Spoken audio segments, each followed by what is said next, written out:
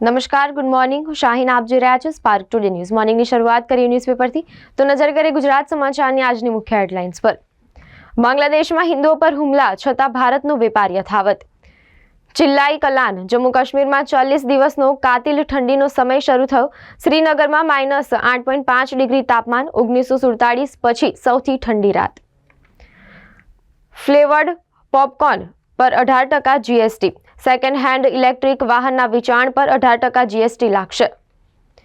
જર્મનીમાં ક્રિસમસ માર્કેટમાં car attack, 5ના મોત નીપજ્યા, 200 ઘાયલ થયા.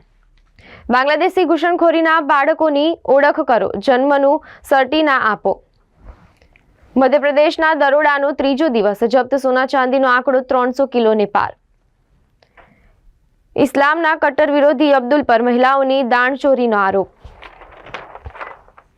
ભાયલીમાં રોડ કનેક્ટિવિટી માટે કેનાલ પર બ્રિજને બદલે ભાયલીના પ્રાથમિક પ્રશ્નો ઉકેલવાની માંગણી. વાઘોડિયા રોડ પર મહિલાના ગળામાંથી અછોડો તોડીને ભાગતો આરોપી ઝડપાયો. 1.5 મહિનામાં બીજી વખત આગથી સલામતી પર સવાલો. રિફાઇનરીના આઇઝોમેરિઝેશન પ્લાન્ટમાં ધડાકા સાથે આગથી લોકોમાં ગભરાટ ફેલાયો. મહારાષ્ટ્રમાં આખરે ખાતા ફાળવણી જાહેર, શિંદેને ગૃહ ખાતું તો ના જ મળ્યું. ન્યૂયોર્કમાં ડિનર પાર્ટીમાં સોરોસને આમંત્રણ મુદ્દે થરૂર પૂરી બાખડ્યા.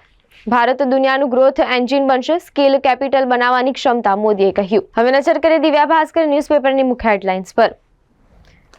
પોપકોર્ન પર 3 પ્રકારના ટેક્સ. કેન્સર ટ્રીટમેન્ટ માટેની જીન થેરાપીને કરમુક્ત કરવામાં આવી. વોટ્સએપ હેકિંગ માટે ઇઝરાયલની પેગાસસ જવાબદાર, અમેરિકી કોર્ટે કહ્યું.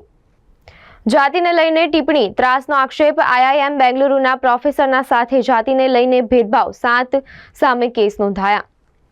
પીએફ છેતરપિંડી કેસમાં ઉથપ્પા વિરુદ્ધ વોરંટ જારી થયું. એક્સાઇઝ પોલિસી કેસમાં કેજરીવાલ સામે કેસની મંજૂરી.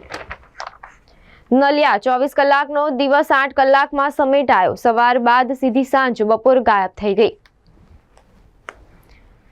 સલાયાના ડ્રગ્સના પૈસા લશ્કરે તોયબા સુધી પહોંચ્યા, એનઆઈએ કહ્યું. પોર્નોગ્રાફી અને મની લોન્ડરિંગના કેસની ધમકી આપી હતી. વડોદરાના વૃદ્ધને 45 દિવસ ડિજિટલ એરેસ્ટ રાખી ₹1.6 કરોડ પડાવ્યા. દુષ્કર્મ કાયદાનો દુરુપયોગ કરીને પુરુષોને હેરાન કરાય છે, હાઈકોર્ટે કહ્યું. બાંગ્લાદેશમાં હાથ પગ બાંધીને મંદિરના પૂજારીની કરપીણ હત્યા કરાઈ. એમએસયુમાં 29મીએ દીક્ષાંત સમારોહ યોજાશે. ઉપરાષ્ટ્રપતિ જગદીશ ધનખડ ઉપસ્થિત રહેશે. વાઘોડિયા રોડ પર ગઠિયો ચેન તોડી ભાગતા મહિલાએ 3 વખત પછાડ્યો, બાઇક ઉપર બેસવા જતા ઝડપ્યો. હવે નજર કરીએ ગુજરાત મિત્ર ન્યૂઝપેપરની મુખ્ય હેડલાઇન્સ પર. મતદાન મથકના ઇલેક્ટ્રિક રેકોર્ડ્સ નાગરિકોને જોવા નહીં મળે. બાંગ્લાદેશમાં 3 હિન્દુ મંદિરો પર હુમલો, મૂર્તિઓની તોડફોડ કરાઈ. વીમા પ્રીમિયમ પર જીએસટી દર ઘટ્યો નહીં. એટીએફ જીએસટી વ્યવસ્થામાંથી બહાર જ રહ્યું. અમેરિકામાં શટડાઉન ટળી ગયું. સંસદે નાણાં ભંડોળ છૂટું કરવાની મંજૂરી આપી. નાઇજીરિયામાં ક્રિસમસ ચેરિટી કાર્યક્રમમાં થયેલી નાસભાગમાં બાળકો સહિત 10 લોકોના મોત નીપજ્યા. જર્મનીમાં ક્રિસમસ માર્કેટમાં કાર હુમલો, 5ના મોત, 200ની ઇજાઓ પહોંચી. માતર ગામે લોકોને લૂંટાતા ઝોલાછાપ ડોક્ટરને ઝડપતી આમોદ પોલીસ. વડાપ્રધાન મોદી કુવૈતની 2 દિવસની મુલાકાતે પહોંચ્યા. કેજરીવાલ પર કેસ ચલાવવા માટે ઈડીને ઉપરાજ્યપાલની મંજૂરી મળી. પંજાબના મોહાલીમાં બહુમાળી ઇમારત ધરાશાયી, કેટલાક લોકો ફસાયા હોવાની આશંકા. 40 દિવસમાં જ બીજી વખત પ્રચંડ બ્લાસ્ટથી આસપાસના લોકોમાં ભયનો માહોલ સર્જાયો. આઈઓસીએલ રિફાઇનરીમાં ફરી એકવાર બ્લાસ્ટ. હવે નજર કરીએ લોકસત્તા જનસત્તા ન્યૂઝપેપરની મુખ્ય હેડલાઇન્સ પર. હેલ્થ અને જીવન વીમા પ્રીમિયમ હાલ સસ્તા નહીં થાય. મૂળ ભારતીય સાંસદે ટ્રુડોનું રાજીનામું માંગ્યું. ઉત્તરાખંડમાં ભૂસ્ખલન, નેશનલ હાઈવે બંધ થયો.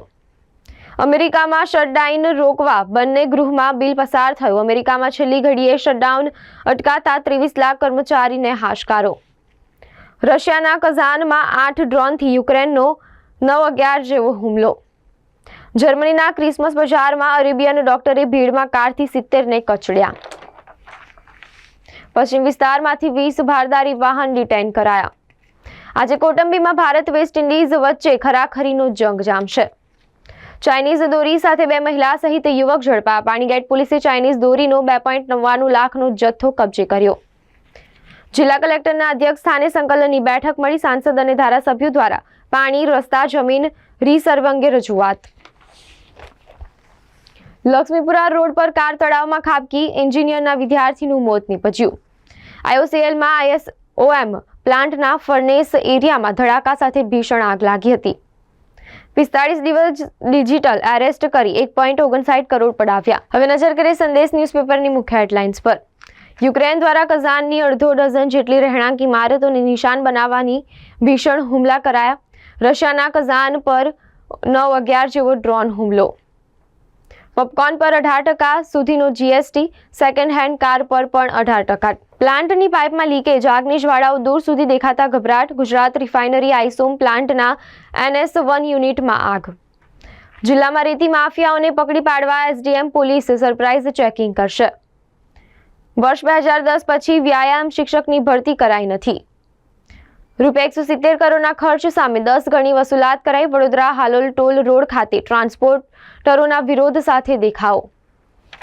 શહેરમાં ઠંડીનું જોર ઘટ્યું. લઘુત્તમ તાપમાન 15 ડિગ્રી. માંજલપુરના વૃદ્ધને ડિજિટલ એરેસ્ટ કરીને સાયબર ઠગોએ ₹1.58 કરોડ પડાવ્યા.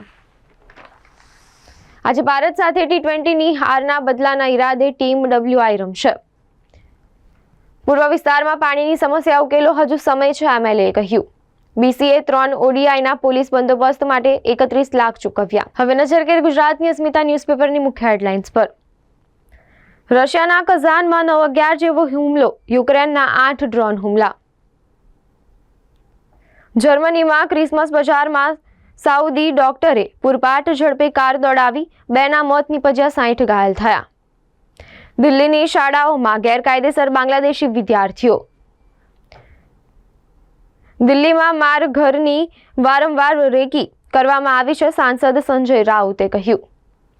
વિઝા સમાપ્ત થયા પછી પણ લોકો ચીનમાં 10 દિવસ સુધી રહી શકશે.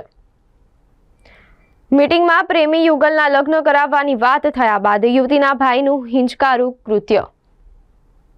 અમદાવાદના ચાંદખેડામાં 35 વર્ષથી પતિનો ત્રાસ સહન કરતી પત્ની અંતે આપઘાત કરી લીધો.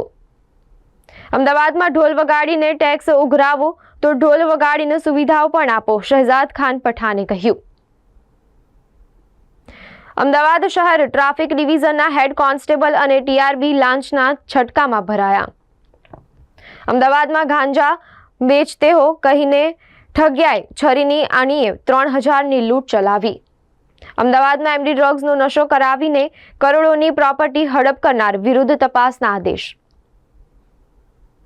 કાંકેરેના નાણોટામાં બનાસ બેંકના ચેરમેન, વાઇસ ચેરમેનનો સત્કાર સમારંભ યોજાયો. મહેસાણા તાલુકાના મેવડ ગામ ખાતે પ્રાકૃતિક ખેતી ક્લસ્ટર બેઝ તાલીમ બેઠક યોજાઈ. તો આ હતી અત્યાર સુધીના ન્યૂઝપેપરની મુખ્ય હેડલાઇન્સ. વધુ અપડેટ્સ માટે જોતા રહો સ્પાર્ક ટુડે ન્યૂઝ.